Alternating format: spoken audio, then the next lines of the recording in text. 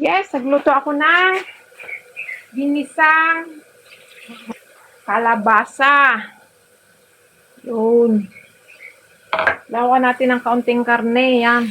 Pinapalambot ko ang karne.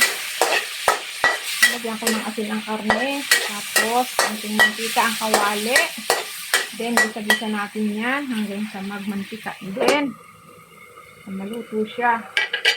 Then, may malunggay. Yes, may malunggay ang ating kalabasa. Pumpkin with malunggay. Yes, buksan ulit natin. Namamang na. Lalabas ang mantika. Yan, ganyan.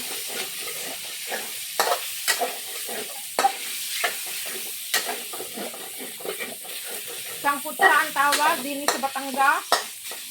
Sangkot siya daw muna ang karne. Ito natin muna ang apoy. Ang maluluto yan. Lagyan ko na yan ng asin. Mamaya natin ilalagay dito ang sibuyas at sa mga bawang. Yun. Ituin pa natin until mag-brownies. Yan. Haluin ulit natin. Yun. Yun ang sarap dyan. Yun. Labas na ang mantika.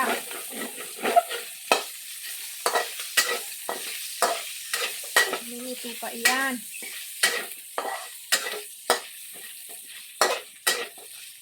Diba? Luto na yan. Nasangkot siya na. Kunti pa. Kunti pa. Yes, umaaroma na ang kanyang sibuyas at bawang. Lagyan natin ng kamatis para may light cooking. O, diba? Wow. May light cooking siya.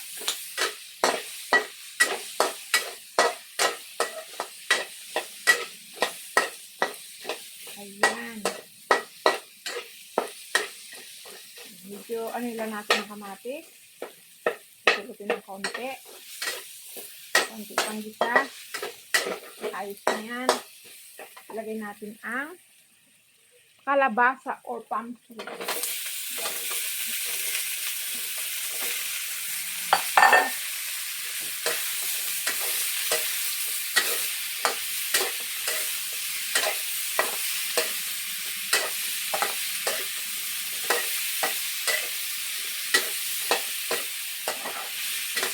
Lagyan natin kaunting toyo. Maraming kalasa. Saka na naman galing. Kaya kaunting toyo. Kunti lang. Yun.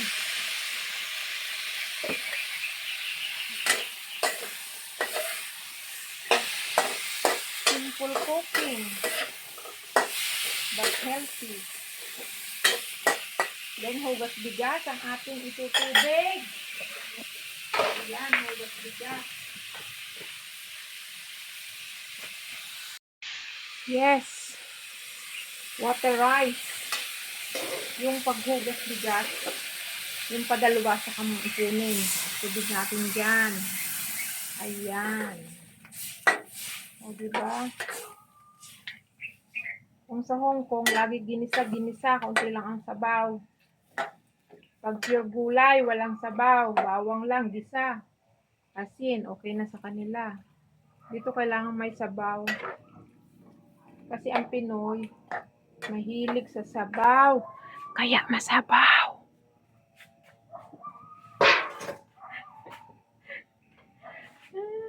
Ay, maliit na. Maliit na yung ating taklog. Kunti pa. Yun o, sana mga bigas yan. Bigas. Ano yung taklog ko? Okay. Ano ba natin?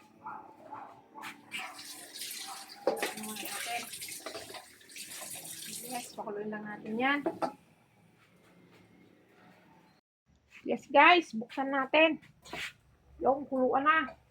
Lagyan natin ng paminta. Black pepper.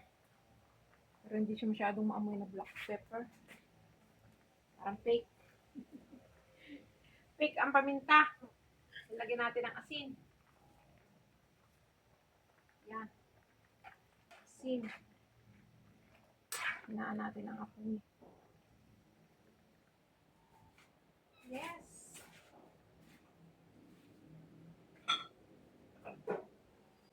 And bitchin. Ajinomoto talaga yan. Kunti lang naman. Ayan. Kuluin natin, kuluin. Tikman natin. Men.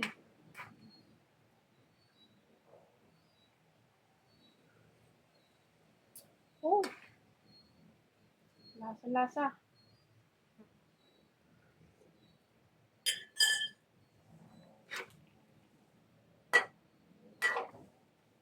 Dan sa bawat medyo maalat.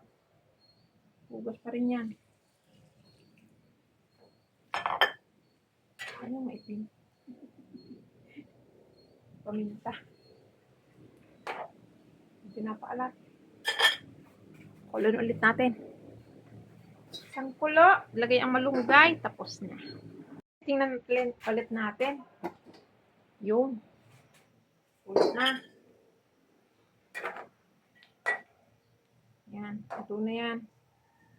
O. Lagay natin malunggay. Yes, si malunggay. Okay. Okay. Yan. Kulo lang yan din. Ayos na.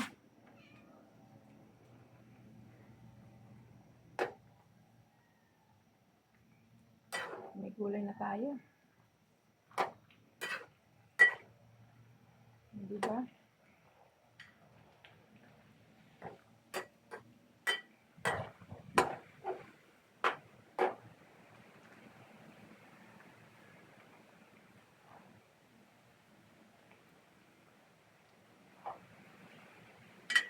Yes!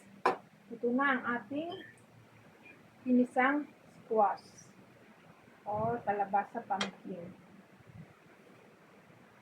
Yum.